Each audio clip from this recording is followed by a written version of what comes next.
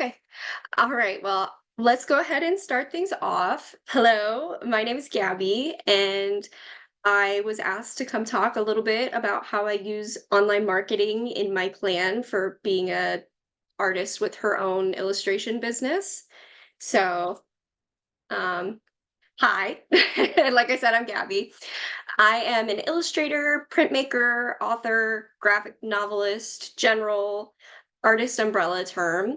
Last year, I sold my debut graphic novel. When it comes to business, I would definitely say that I am a self-taught business person. I am not very well versed in like all of the terms. Unfortunately, with my art school education, I was only given one business course, and it was so broad that it didn't really have anything that was, specific to what I did. Um, so pretty much everything I've learned about marketing yourself as a business and an artist is something that I've learned from experience. Most of my marketing experience is from Instagram and TikTok. Um, I have a career that is pretty common for a lot of freelance artists where I have to balance multiple streams of income at once. So when I say, I'm a freelancer, what I mean is I make money from book deals, I make money from sales in my online store, I do one-off comics and magazine work, I take private commissions, and I also attend in-person events. So there's a few different things that go into that. Um, Here's just like a quick example of some of the work that I do. So, I guess the big question is, why should artists market themselves? And I would tell you that having an online following is a really great way for you to engage with people who enjoy your work and want to see more of it. I've seen artists be successful without, social media. It's definitely doable, but if it's something that you're already using, it can be really helpful for getting your name out there. You can open doors with brands and people who might want to commission you. You can advertise online sales. Some platforms have monetization, like the TikTok. What is it now? Like the creativity beta, or YouTube pays creators. Another great reason is that your online presence can be a really great open-ended portfolio of the type of work that you do. So my personal website is my portfolio, but it's also a very like straight-laced, finished work type of experience. Whereas if an art director wanted to know more about me, they would probably end up going to my TikTok account or to my Instagram account just to learn like more about who I am as a person rather than just the output of work I do. Oh, yep, that's what I wrote right there. So you can share a lot more stuff that you wouldn't necessarily put into a professional portfolio. So I share a lot of sketchbook work, a lot of works in progress, other fun little products and things. So, like I said before, a lot of people ask me, do I really need a large social media presence to be successful? And I would tell you no. I've had my Instagram account for 10 years. I think I started it when I was like 16, so 9 years. Um, Most of my social media growth has actually been in the last 6 months, especially on Instagram. I actually sold my book deal earlier in the year, and I only had 1,000 followers at the time. So even if you don't have a lot of followers on those accounts, keeping them is a great way for people to see what you do. It's a great way for art directors to look up your name and see your work. So I would encourage you not to worry too much about like the actual number. Um, some companies, will come across you authentically, and the more you can grow, that's just icing on the cake. So, when you are trying to start being an artist on the internet, I would really encourage you to just take your time. Like I said, I had that account. I've had Patchy Sour Kids for like 9 or 10 years. And I just took a screenshot here of the work I was doing when I was a freshman in college. So this was 2016. Um, and one of the most common mistakes I see online is artists who are trying to push to monetize accounts without having a really clear vision of what they want to do. So when I was 18 and I wanted to be an artist and I wanted to be a working artist right that second, um, I was doing this. I was trying to get people to buy my work, but I didn't necessarily have a really strong idea of what my work was about.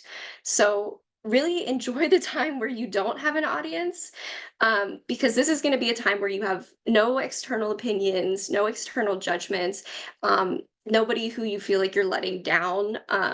It's just a really free time in your life to explore what makes you happy as an artist and like what you want to make.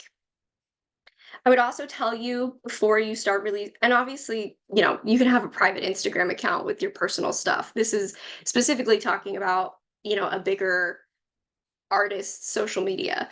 Um, I would really encourage you to do the type of research that you want to find the career that you would like to do. There's a lot of different, branches of being an artist. Do you want to be a freelancer? Do you want to be a freelance comic artist? Do you want to work in a company to be a concept artist for film and animation, video games? There's tons of resources out there, especially on YouTube, of artists who are doing really specific niche careers that I would encourage you to do the research on. And like I said, explore your love for art before you make it your full-time job. It's going to benefit you in the long run. I've worked so many part-time jobs while I figured myself out. And I would say I've been a freelance artist for since I got out of college, but I would say that this year and the last year were the first years that I was doing making enough to be considered like a successful freelance artist. Um, I call art and like most businesses like a small snowball. Like it starts really tiny, but if you keep, pushing it and rolling it, it's going to get bigger and bigger and you're going to gain more momentum over time. So, now that we know what our goals are, we're going to talk about starting a community. So much of what my online following has been is just really authentically loving the act of making art and sharing that with other people. Some people have asked me about purchasing ads, and I would really honestly recommend you don't do this. I know that they can generate like followers in the short term, but for me, I go for quality, not quantity. So, like 100 people who love my work and want to interact with me is so much better than having 1,000 bots. Like, for example, right now, I'm actually actively losing followers on Instagram. I think I'm losing like 3 followers a day. Um, I had a post last year that went pretty viral for my standards, at least. And I gained like a really significant amount of followers from it, which is great. But it was a video where I was just following a trend. And it wasn't necessarily true to what I do day to day. So I think I'm losing those followers because people followed me for that video and then they got to see what my day-to-day content was and it just wasn't for them. So and for me that's okay. Like I want people who are actively going to interact and enjoy my content. So, also, I would recommend that you try to post consistently, but make sure that you keep it manageable. I try to post 2 to 3 times a week on all of my social medias, with different levels of effort in each post. Um, just make sure, I know some people post every single day, and that can just be really exhausting. So I would tell you to focus on finding your niche and building an interest in your work before you start monetizing.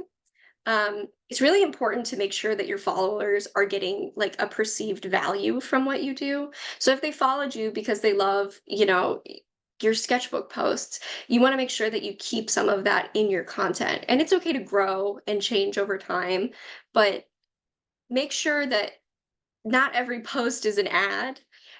And not every post is I try to make sure that like I not every single post is about selling something because most people didn't follow me because they wanted to see me sell things.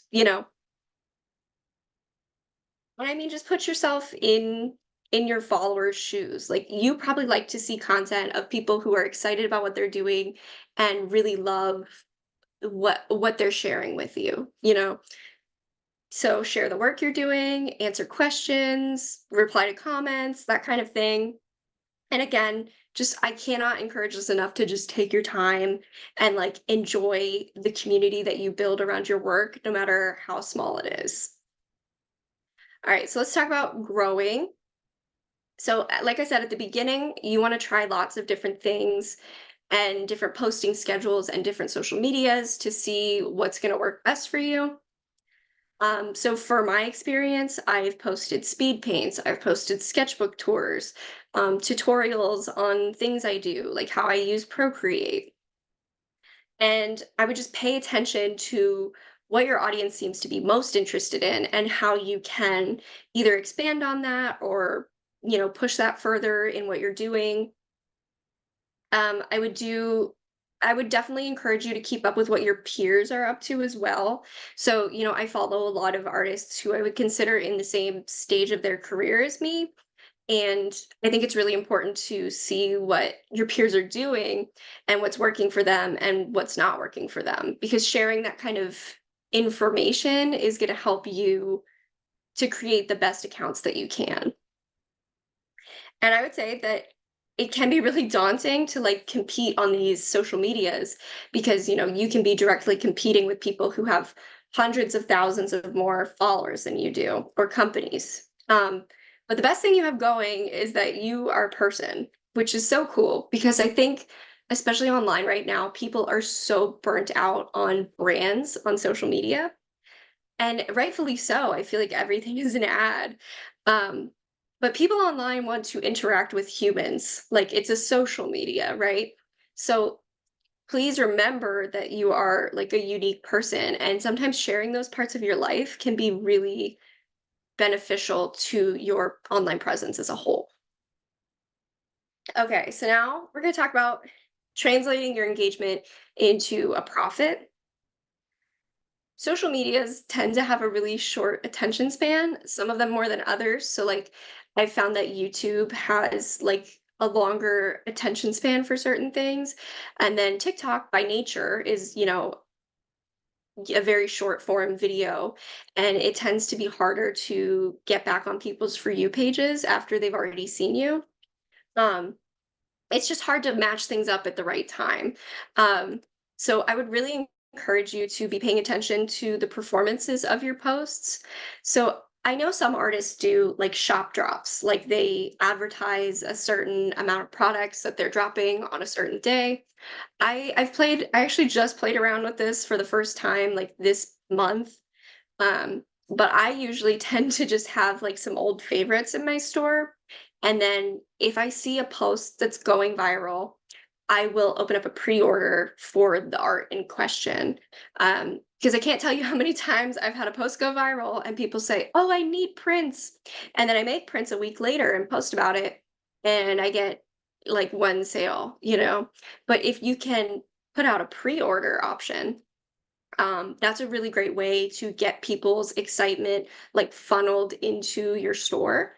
Um, yeah, pre-ordering has done really great things for me, if you can catch it. But just make sure that you're being upfront with what the final product is going to be. So, like the size, the material, if you can get your hands on like a mock-up of what it will be. So, like for me with prints, I have an artist printer at home. So I'm able to like just print out one, get a photo of it, and then that way people know exactly what they're buying. And I would encourage you when you start selling to start small, focus on like projects that feel really doable or maintainable for you. So I started with prints and stickers. Most visual artists start with prints and stickers because they have a relatively low overhead. Like prints are not super expensive to make compared to other products. Like I've sold prints and stickers for years, and I actually just expanded into my first like apparel item, but it took me a really long time to get there because I wanted to make sure that I had the interest, because once you start investing in those higher things, it gets to be the stakes are just a touch higher. You can also monetize your accounts and do brand deals. This is also something I'm relatively new to. I've had people reach out to me for years about certain brand deals, but I would just really encourage you to make sure that any brand that you work with is like an authentic integration. Because I've had companies contact me and want to do some type of collaboration, but it just wasn't something that made sense for my audience or made sense for me. So I would encourage you to make sure that you're doing things that feel authentic, and also make sure that you do your research with these companies, because you just You wanna make sure any company you work with is somebody that you, um, are comfortable repping for, you know? The other thing I would encourage you to do is try to cycle your audiences. Social media is really great, but it is an unpredictable beast. So I would encourage you to have multiple platforms where people can find you. But I would put, try to make sure that this is a reasonable amount. I would say like 2 to 3 social medias is doable. Um, Sometimes algorithms can change, sometimes apps, like for example, the whole Twitter slash X thing, there was a huge exodus of people leaving that platform. And there were a lot of creators who were very worried about their future because they had put most of their eggs in that basket. And then, I think last year we were all, trying to see if TikTok was going to be banned. So just having multiple ways for people to find you. And making sure that on those platforms, it's easy for people to find you on other platforms. So I have a link tree. I know that there's other options for this, but Linktree is free. And I just have my website and my shop and my YouTube videos, and then at the bottom, like Instagram and TikTok. And so I used to have a Twitter account. It's pretty defunct now because I just didn't think I was very good at managing a Twitter account or like a text-based account. And then once people started leaving, I thought about joining like Mastodon or Blue Sky or Threads, but I just didn't feel like it was feasible for me with my time commitments to like really work on another social media platform. So I just decided not to. Oh, my last thing on this is social media is all temporary, but your email list, those people, like, if you can get people willingly giving you their email, I would encourage you not to send too many newsletters. Like, I send one seasonally, so just 4 a year, but that is going to be, like, the most long-term type of relationship you can have with a person who enjoys your work. In conclusion, your best advantage is that you're a human. So just don't be afraid to try new things and grow. And yeah, art is not a get rich quick scheme. I wouldn't suggest it if you need money like right this second. There's a lot of saving, a lot of chance taking. But try not to lose sight of why you're creating in the first place. So if you have an art business, I would assume it's because you love art and you love there's something about it that really speaks to you. So it can be really easy to get like lost in the numbers and the analytics and like the grind of it all. But just remember, that you're a human and you're an artist, and that is very cool. So I would encourage you to try something new, to share it with people, to evaluate the performance of that, and then rinse and repeat. Um, Always keep those goals that we talked about in mind, like where's social media going to take you that you want to be. And remember that, increasing your follower count is not the only reason to have a social media. Like I said, it is really nice to have a place where you can interact authentically with people, and potential art directors or people who would want to work with you can find you and get a better idea of who you are as a person. And yeah, that's what I have for you today. If anybody has any questions, I would love to answer them. How do you decide what to price the items that you sell? Thank you for your question. So I generally try to look at the market. So I look at a lot of what my peers are selling and try to, because I know some people do like, oh, the X amount of hours that you worked on a project times what you spent on the materials. But for me, a lot of my work is digital. So it doesn't like, I'm not spending actively on materials. So I just try to see what the market average is and try to place myself somewhere reasonable.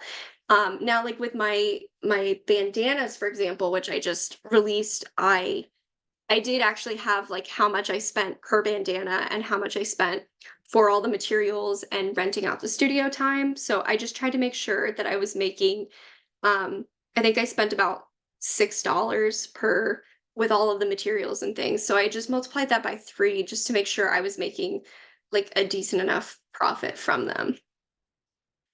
How many years does it take for an average artist to make a profit from their art? Um, it's hard to say because there's so many different ways to go about making money as an artist. So I know some of my peers from art school um, got jobs at graphic design studios straight out of school. And they definitely have been making money a lot longer than I have. But with freelancing, I would say it does take a few years unless you already were really on top of building like a professional looking portfolio in art school. I I did not do this because I was really still just trying to figure out what I wanted to do in the arts when I was in college.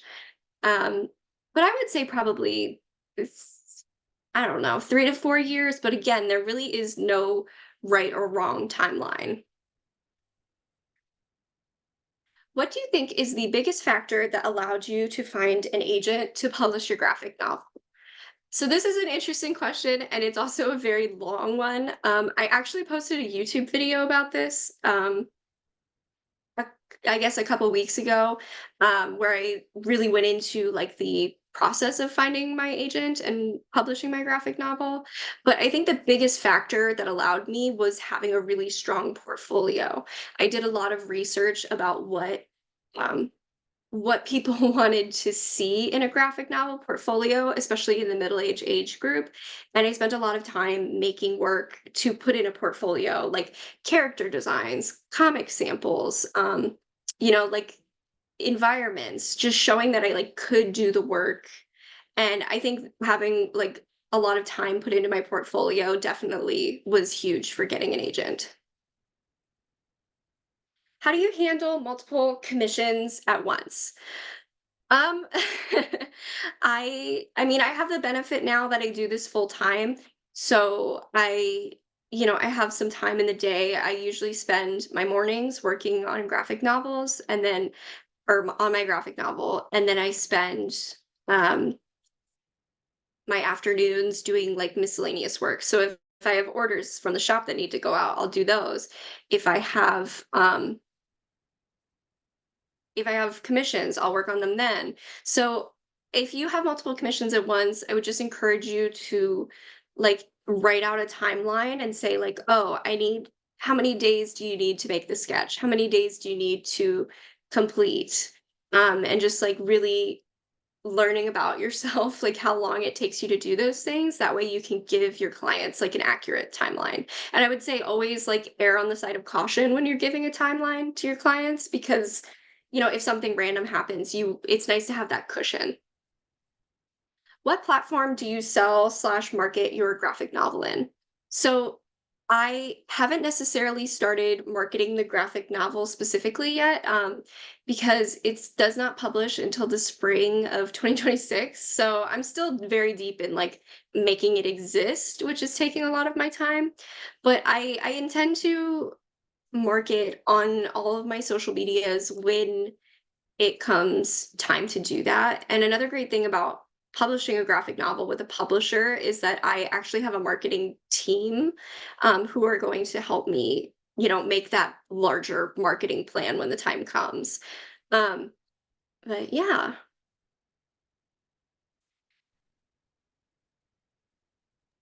Okay, I hope. seeing the time is almost up, I'm just gonna quickly wrap this up a little bit. So Yeah. thank you so much, Gabby, for coming and speaking with us. Everything that you said was a very valuable experience, that everyone could benefit from. If anyone else has any further questions, I'm gonna send out a mass email with the recording of the event, and then you could just, I'll send out Gabby's information as well, so you could feel free to like reach her directly, and ask for any other questions that you might have. Other than that, Gabby, do you have any other final words you'd like to say? Um, I mean, I really wish that somebody, when I was a teenager wanting a career in art, I really wish that somebody had told me it was doable. So I'm here to tell you it is doable, and I believe that you guys can do it. And yes, please, if you have any further questions, shoot me an email, DM me on Instagram. Like I would love to chat with you guys, and I'm cheering for you. That's pretty much it. Oh, and like I said, I just recently started a YouTube channel where I talk a lot about like my process as an artist, and I made a video about how I sold my graphic novel. So if that's interesting to you guys, I would encourage you to check it out. And yeah, thank you guys so much.